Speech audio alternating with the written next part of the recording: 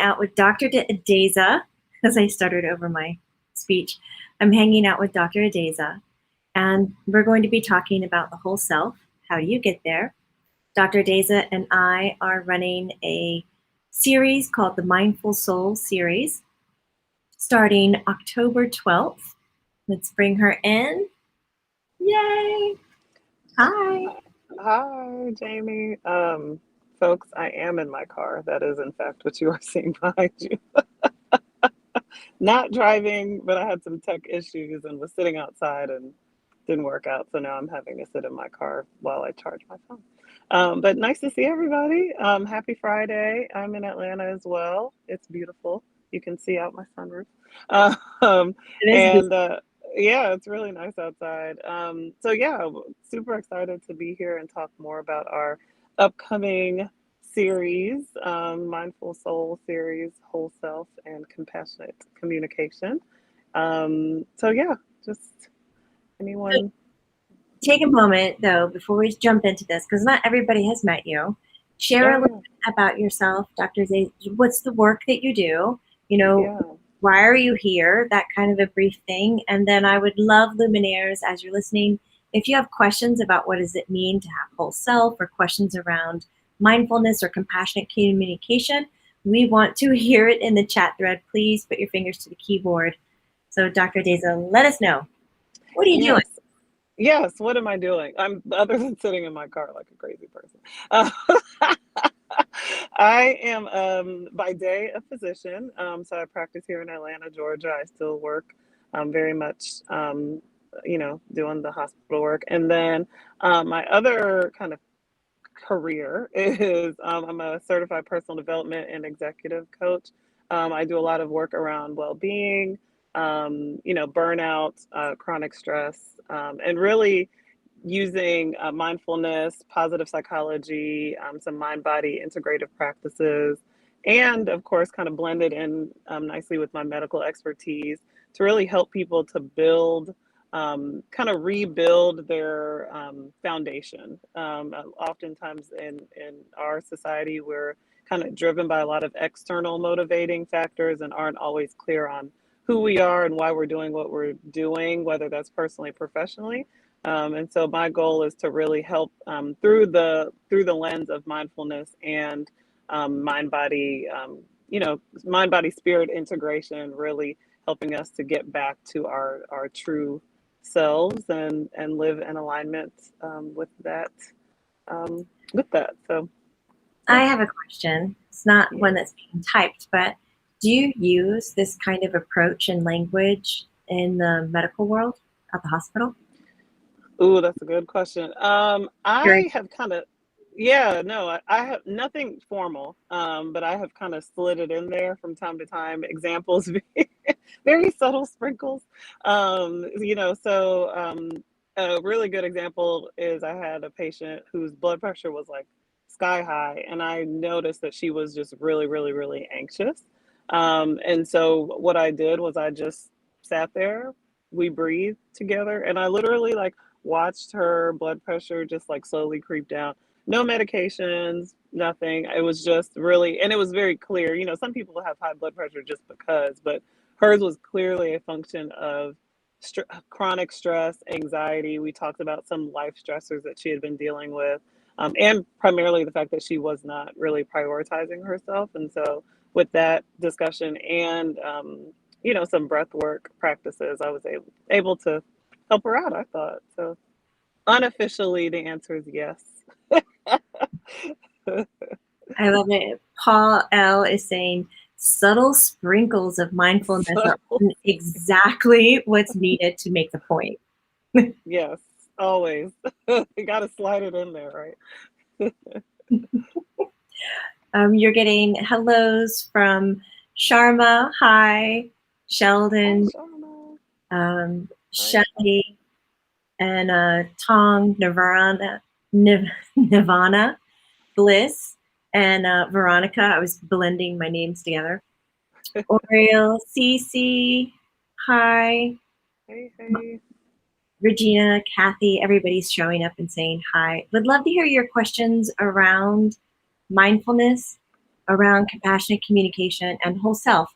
And if you have any techniques, luminaires, that you're using now, we're all each other's teachers, that you use to keep your entire existence moving forward together, not just the mental mind learning and growing and getting education, or the heart being fulfilled, or the body getting a workout, separately on its own, the whole sucker together. Mm-hmm. Type them out. We want to hear. We want to see. This is the way that we're all just, you know, collaborating, getting together, and raising the level and the bar for everyone. So, Adeza, what are some things that you do personally to put your whole self together? And if I'm Ooh, on the point, you can just be like, Jamie, no. I feel like if you asked me that yesterday, it would be a hell no, Jamie. Um, and before I forget, I had an addendum to my last answer. So actually, the way that I have actually used it within medicine, more so with patients, has actually been with my colleagues. Now that I've used some not so subtle sprinkles, and and my thought process is that if we are making our providers better, our healthcare provider community more whole and more well, then that kind of will trickle into our patient care. So that's really where I've used quite a bit of techniques. I teach some mindfulness classes and meditation classes within my organization, and just on the side, I have discussions with them as well. But sorry, I wanted to say that before I moved on. So how? What, repeat that very heavy question. Just want to hear it again. I, I was curious if you had something you did for yourself that allows you to move forward in your day to day, mind, body, Mhm. emotion, soul, that you could share with us. A technique, a thought, an action. Yeah. Yeah. So for me, I'm very kind of non-traditional in my practice because I try to do kind of a waking and a kind of right after I wake up, before I get out of bed, a little bit of like a pause and a breath work. And then usually when I lay down before I go to sleep, I'll do it 5, 10 minutes at the most. Sometimes I do it, sometimes I don't. I'm not perfect at it. I try. But really, the way that I truly integrate these practices into my day to day is by like constantly checking in with myself. So taking like inventory like on a very regular basis, or when I'm noticing that I'm really tight or really wound up or really stressed or anxious or sad or whatever, I always pause. That's this, and in the series we'll talk about like this idea of like the sacred pause. That it's a term that is really used a lot by Tara Brach, who's my like favorite person ever. Um, I heart her. I am like, in my mind, we are besties, and we hang out on Saturdays, and she knows me by first name basis. We bake Oh, cookies together. But yeah, this idea of the pause to me is like the center of all of it, because you can hear your own voice, you can feel your own bodily sensations that are a lot of times missed. And you can do a check-in with yourself and give yourself what you need. So yesterday, for example, I was feeling pretty crappy. Not gonna lie, just a lot of like stuff going on. Jamie, I talked to you a little bit about it a couple of days ago. But I had to just kind of sit on my couch in silence and say, like, what is going on? Ah, my chest is tight. Why is my chest tight? Oh, I'm sad, or I'm lonely, or I need, and then, okay, so what's gonna like serve me right now? Let me go outside. Like, it all just like comes naturally, and it changes from day to day. So my regimen is constantly changing. I think that's what I'm trying to get at. And it always is informed by the voice that comes after the pause. So I hope that answered your question. I know that was a lot of words. no, that was exactly what I was looking for. There's some similarities, like my morning and my night. I do my pause, my meditation, my check in, which you recall, I think, inventory, checking your in. Mm-hmm.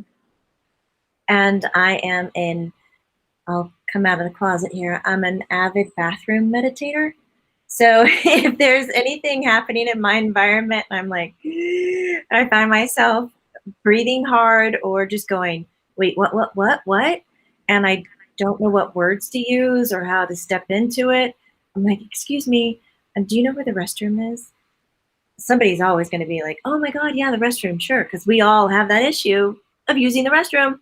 Mhm. So I go in there and I go into the stall and I'll close the stall and I'll just sit and take a big breath and Yes. pause. For me, the saying, my mantra is pause creates momentum. And if I overlook my pause, I can get caught in a vicious cycle. I can get caught within an anxiety movement. I can get caught in the swirls of everybody else's energy as an empathic and not my own. And then it's just, everything's breaking loose. Yes. Creates the momentum. All right, Yeah. Liz is asking us, how can one make mind body alignment? I think that is your question. That's coming straight at me. I felt it. Um, so many different ways. To me, and I think if you ask like 10 different practitioners, they're going to tell you ten different answers. Maybe. I think that it comes first from just getting in touch with your own inner voice and your own body, because they're connected. We just forget. We often operate in total and utter disconnection, as in like mind is over here on Peachtree, body is over there on Roswell Road. They have nothing. These are two streets in Atlanta, very busy streets, for those who are not local.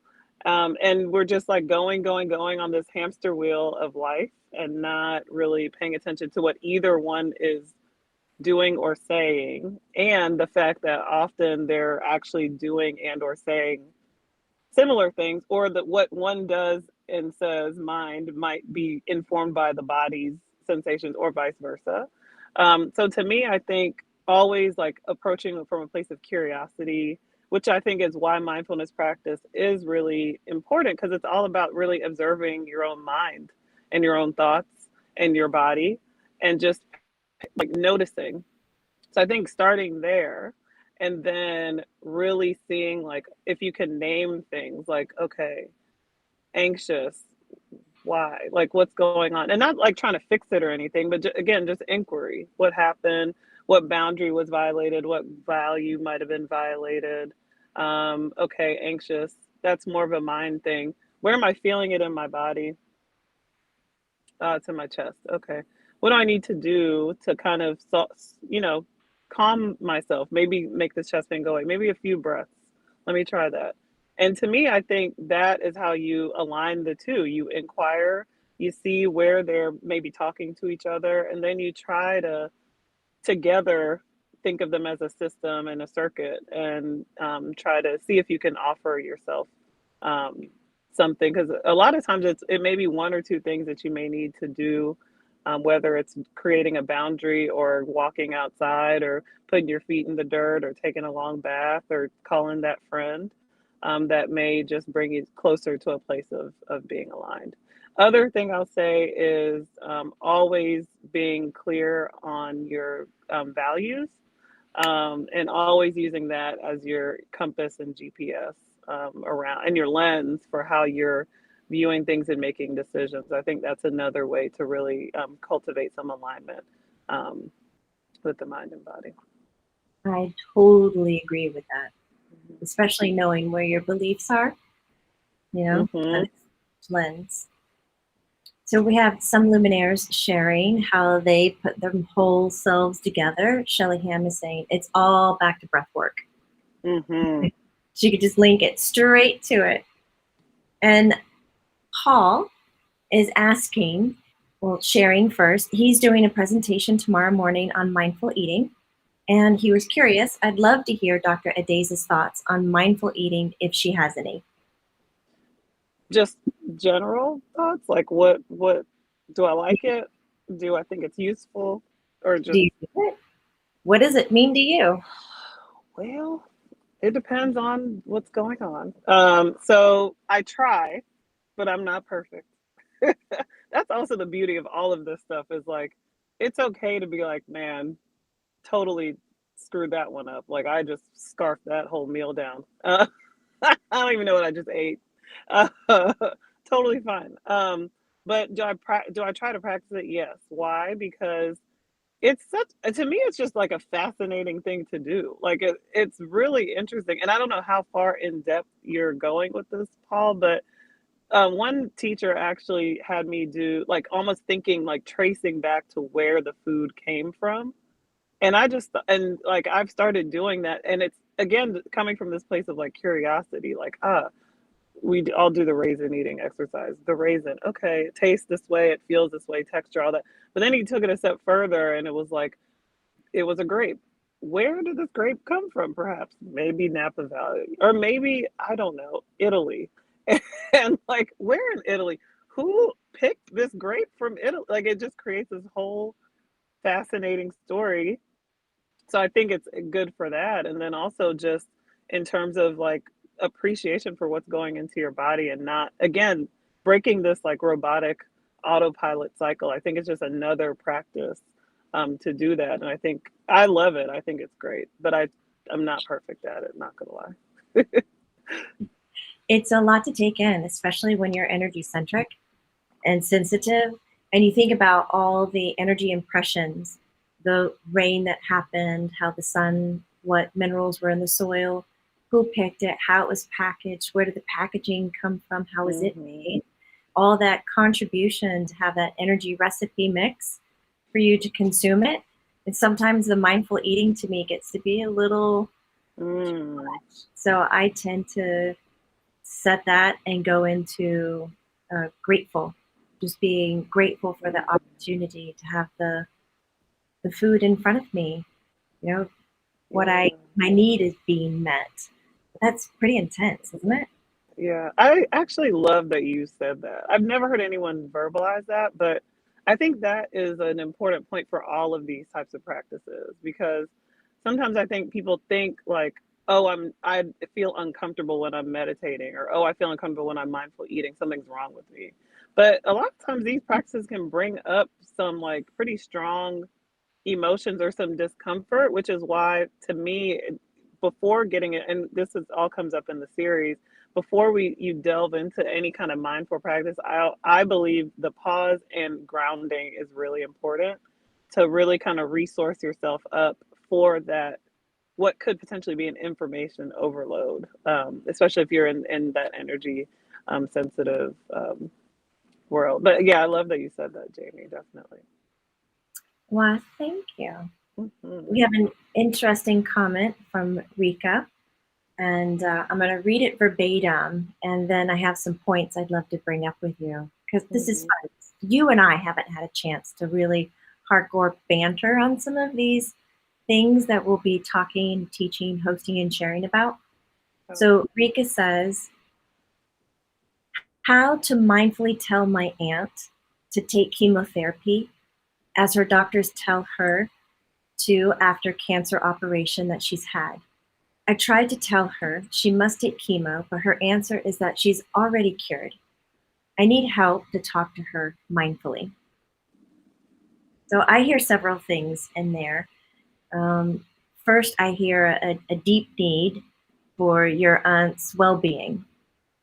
And maybe I'm taking a guess here, Rika, that you really have a strong connection to following the instructions or following guidance, especially from an authority figure that you honor and trust, like, say, your aunt's doctors. What are some things you're hearing in this, Adeza? I mean, I primarily hear sadness over, this, underneath frustration. I hear some maybe frustration. I could be assuming, um, but underneath that, I hear really just a sadness around, why, like, just do it. And the fact that like this is kind of a not pleasant thing to be going through, or to be watching someone go through. So I primarily hear that. Yeah, and I hear, a desire, also a love, an intense like love and compassion, care and concern for this person in your life, and your desire to not just leave it at fine, do whatever the heck you want to do, but okay, what can I do to really increase the chances that my message to her lands? That's what I hear is sadness, but also on the other side of that, a lot of love and compassion. And I often hear statements of this nature, like, how do I get this point across? Or how do I get this person to do this because this is what they need to do? And to me, that comes across as you have an agenda for somebody else. And when you're using mindfulness, or especially compassionate communication, it's not a tool to manipulate somebody to do something that you feel is their best option, or even if it is for their greatest purpose and highest health and wealth and all of these beautiful things, and it comes from a very core centered, unconditional, compassionate place, your agenda for them is not theirs. And so, even though there's been instruction, in this case for your aunt to take chemotherapy, she is still of sound mind and body, and it is going to be her choice. And sometimes it's very difficult to love somebody through a decision that you would not have made for yourself or for them. And so, in using, as you put it, it's not really a tool in that way, mindfulness or compassionate communication. It morphs more into a lifestyle, it's a way of being. So, sometimes we have to keep ourselves in check and make sure we're not using it as a tool to, technically chip away to some agenda and outcome that we are requiring, and use it, not use it, but feel it as a lifestyle. And when we embody it that way and we have these needs for well being of someone else who's not making those decisions, we can then find that space where we accept their decision and we have the bandwidth to listen to why they're making those decisions and honor it. So therefore you feel heard and seen, and your points have been made and they've delivered safely to the person, but you're also able to receive what they are going to choose to do. Mhm. I love that. I couldn't have said that better myself. Yeah, that's beautiful. Yeah. You're cracking me up. Oh gosh, so many comments. I love you guys. You're the best typers, the Lumineers. Ah, I Becky, hate that I can't see it.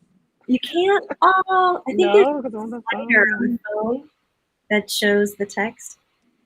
I Becky don't. Butler is saying, Happy Friday. Been trying to work on positive energy for myself every day. So I've been wanting to work with nature energy. This video, I can tell, is going to help a lot. Yeah, Yay! of Nature course.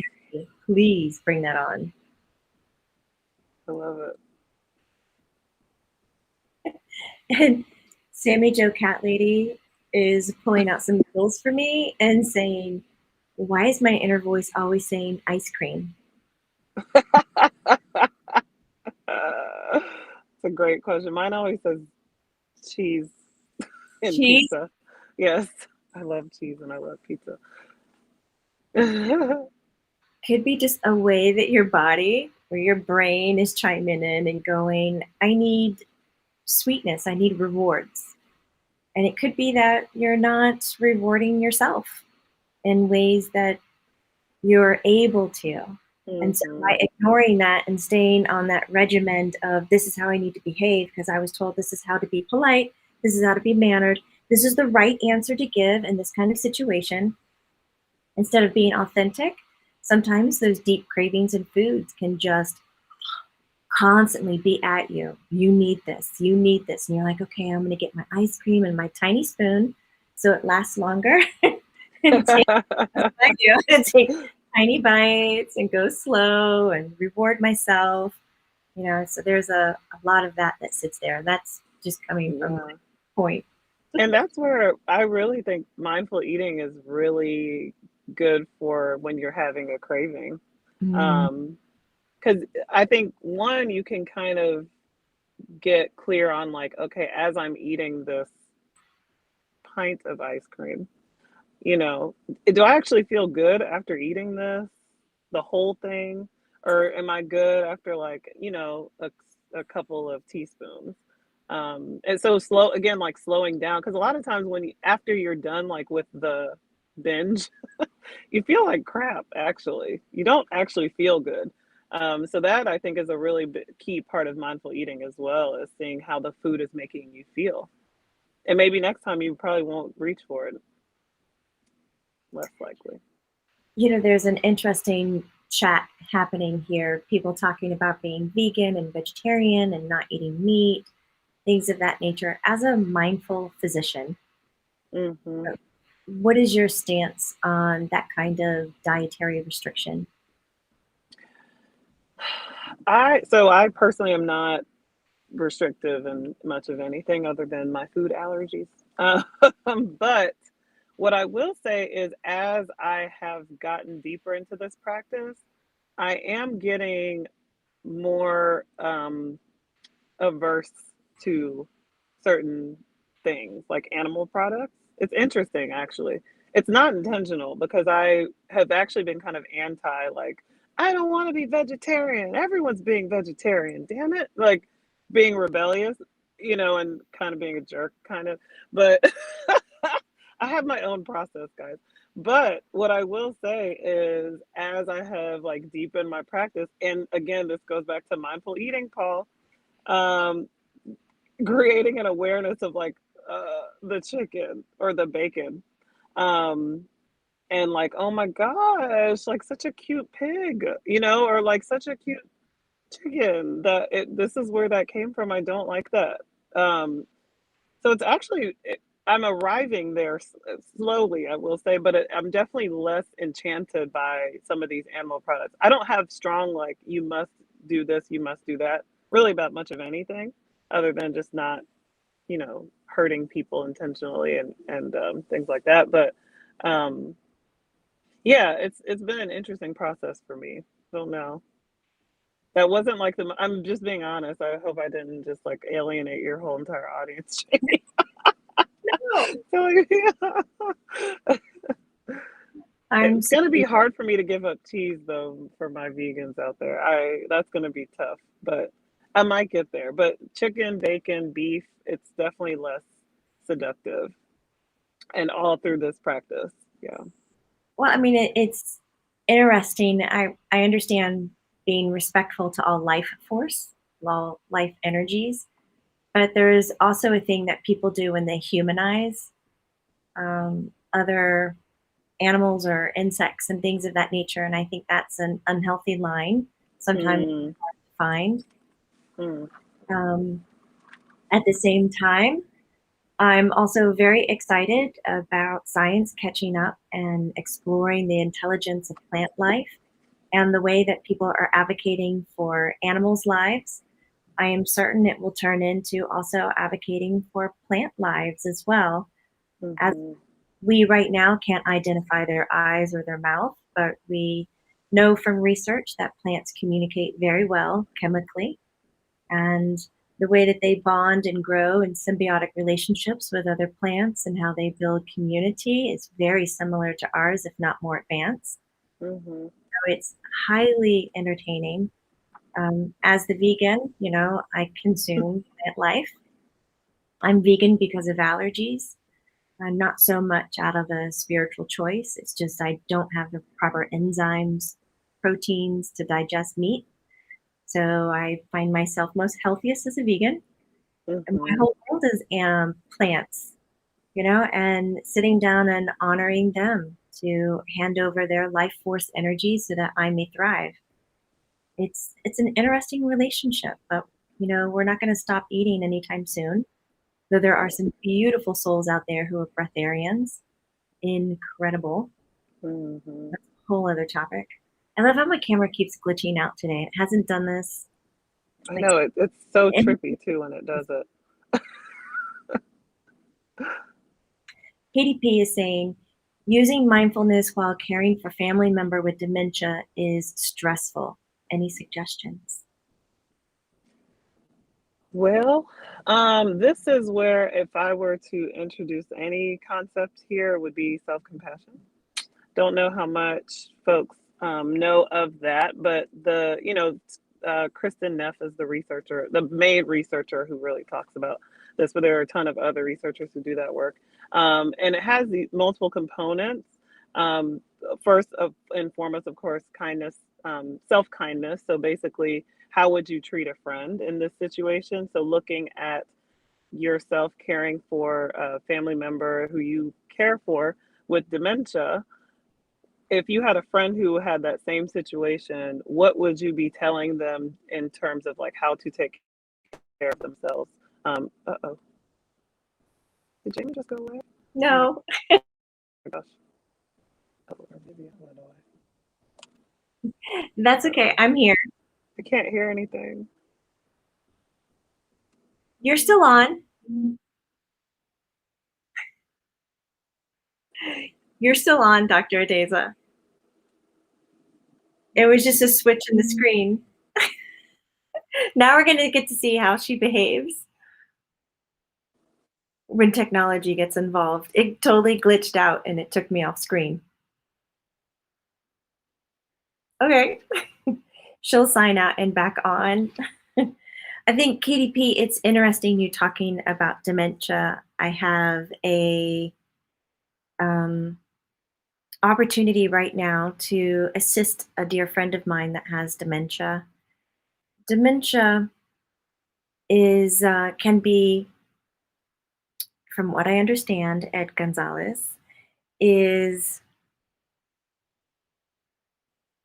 can be onset through age, dietary, mineral, chemical. Like it could be a function of thyroid or B12. This onset of memory or cognitive malfunction.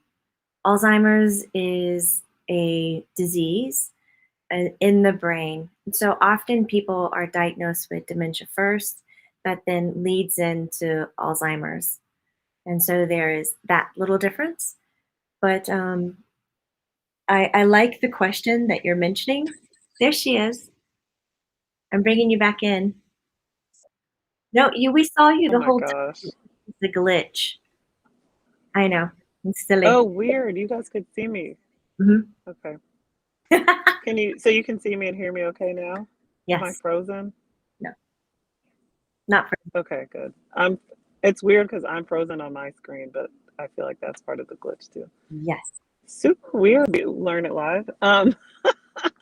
They do not want us to talk about compassion and mindfulness, and I'm not quite sure why. And Uh, dementia.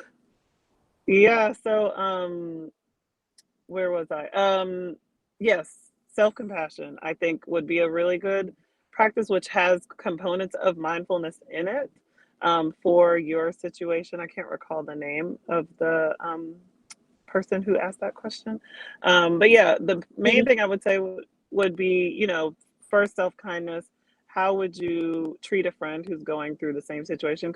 And the reason for that inquiry is a lot of times we're more hard on ourselves than we are on other people. So it's helpful to kind of zoom out and say, okay, this is hard, sad, what do I need, right? Just being gentle and nice. The next thing is this concept of common humanity. And what that means is, and again, these are the three components of self-compassion. I don't know if everyone could hear that before I cut out. So the second one is common humanity, and the idea behind that is a lot of times when we're going through difficult times, difficult emotions, sadness, things like that, it can be very isolating.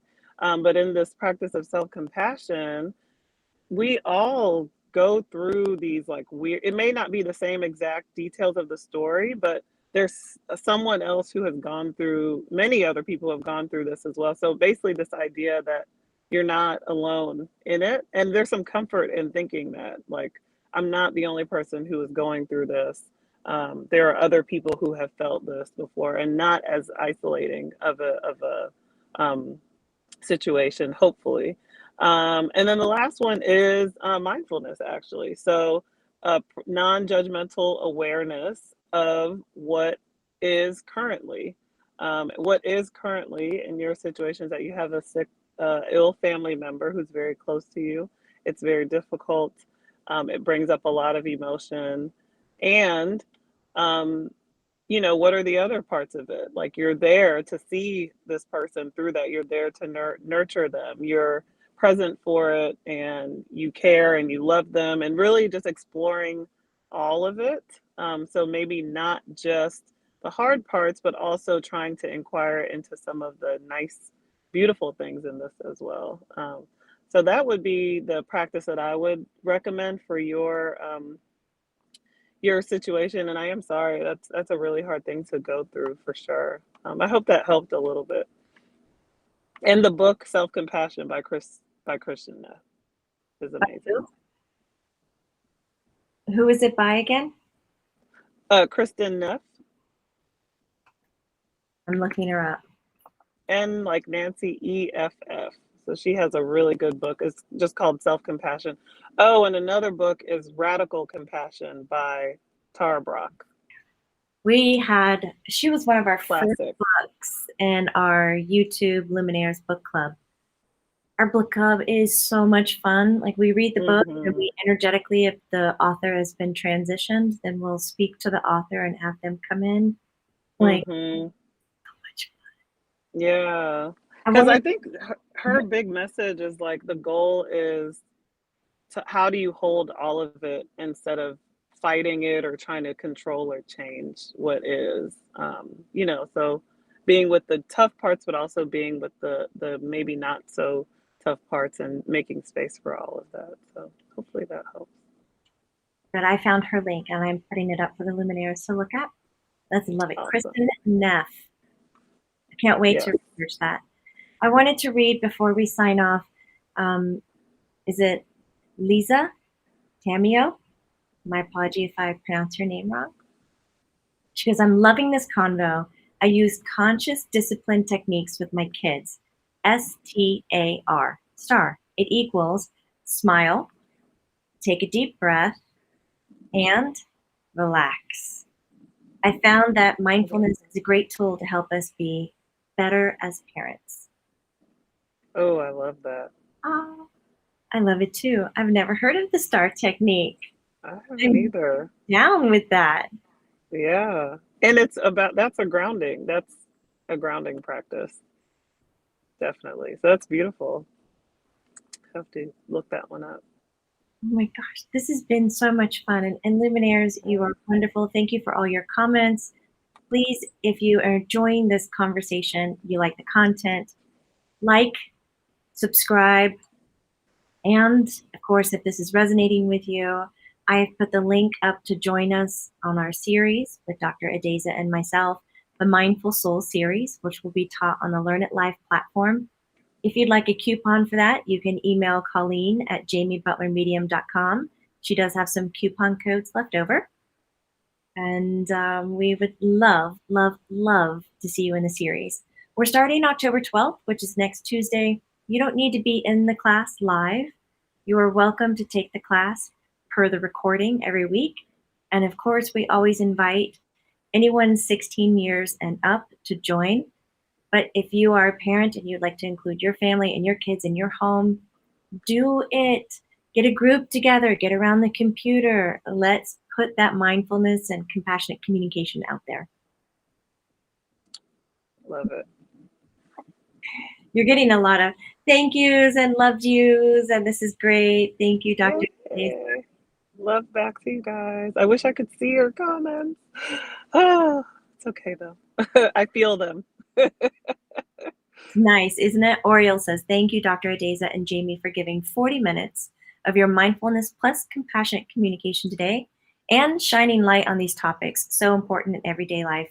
Really appreciate it. Oh my God, we hear you and we feel it. Thank you, thank you, thank you. I will be seeing some of you Tuesday for class or on the recordings, and I hope you have an incredible weekend. Thank you so much, Dr. Adeza, for being here online with us. Always. Thank you guys for having me. Take care. Bye, guys.